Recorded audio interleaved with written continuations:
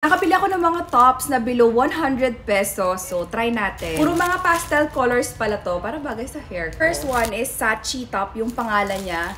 And ganyan siya. Detali siya, pwedeng halter, or pwede rin parang straight. So, colorful.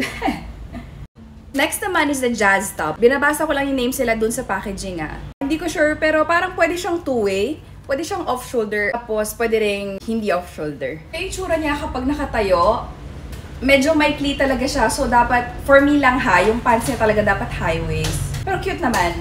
Considering na below 100 nga, diba?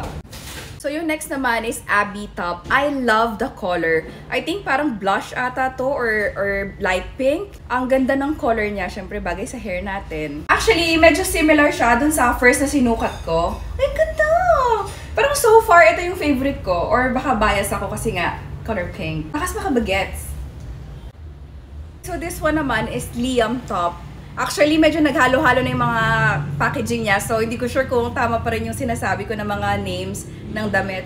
Pero cute din siya Detali din. So, pwedeng halter, pwede ring straight lang na tali. So, ayan siya guys. Parang similar din talaga siya dun sa isa. In fairness naman lahat ito from same shop lang. Tapos, ang gaganda ng colors. Yun ang nagustuhan ko talaga sa lahat, colors. Isang pants lang, tapos palit ka na lang ng top. Diba? Kabog na. This one naman is the Jovi top. I think, favorite ko rin siya. Pero parang bias ako talaga dito sa sleeve na to, sa ruffle. I don't know, anong tawag dito? Butterfly sleeve?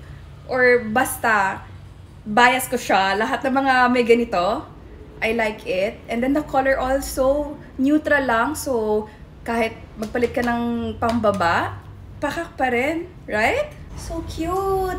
Ay! Paks! Boogs! This one, mas mahal lang siya ng konti. Siguro, add ka lang ng 20 pesos dun sa mga iba. And I think deserve. Kung 20 pesos lang yung difference niya, go nyo na rin. Yan. Ang dami pa rin pagpipilian ng mga colors. Last na susukatin natin, super trending nito. Barbara top yung pangalan. Tapos, color black naman, para hindi lahat puro pastel colors. Black pink naman tayo.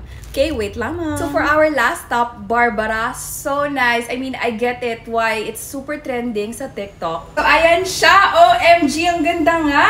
And I think bagay din siya, hindi lang sa pants. So, I'm gonna try to wear white skirt para makita nyo kung anong itsura niya kapag skirt naman. Pero bago yun, post muna ako. Diba?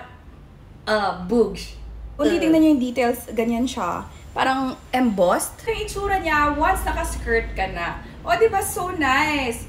I think, okay lang naman na hindi ka mag-pants dito. Kung magsa-skirt ka, okay lang din. Basta, wag yung flare kasi medyo pa-flare na yung style ng top. Para hindi ka ganun-ganon. Christmas tree yarn. Wow! So, among everything, ano nga ba ang favorite ko? Wait, I'll show you yung top 3 na favorites ko. Number 3 is itong color pink na parang butterfly sleeve. I'm not sure kung tama yung tawag ko. Basta yung ganitong sleeve, tapos yung parang medyo bagsak lang na ganon.